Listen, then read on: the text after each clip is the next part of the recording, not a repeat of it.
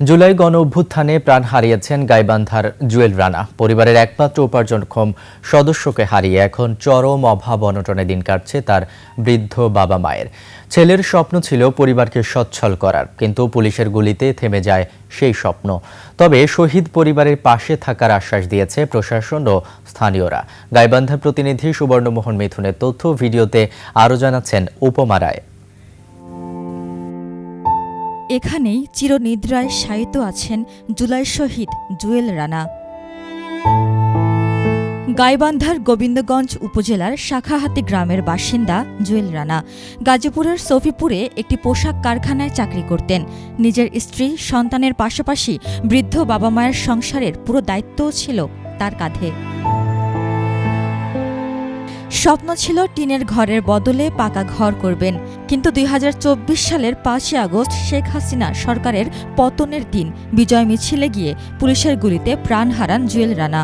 ঢাকা চাকরি করতে ওই আন্দোলনে যাওয়া দেয়, ওই গুলিবিদ্ধ হয়ে মারা যায়। আমার যেটুকু পাচ্ছিল আমার সংসারে দিচ্ছিল, কিন্তু আমার সেই শরীর না থাকাতে আমি খুব কষ্টে আছি বাবা।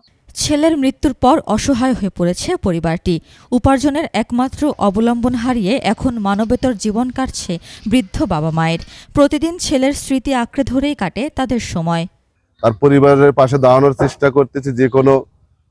যে কোনো সমস্যা পড়লেই আমরা ছুটে যাই তার কাছে দলীয়ভাবে। এদিকে শহীদ পরিবারের পাশে থাকার আশ্বাস দিয়েছে স্থানীয় প্রশাসন।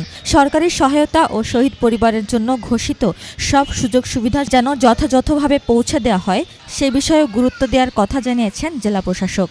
যে সহযোগিতা সরকার সারা দেশব্যাপী করছে, গাইবান্ধা জেলাতেও এই সহযোগিতা অব্যাহত রয়েছে এবং পাশাপাশি জেলা প্রশাসন বিভিন্ন সময়ে এই আহত পরিবার সহ জুলাই শহীদ পরিবারের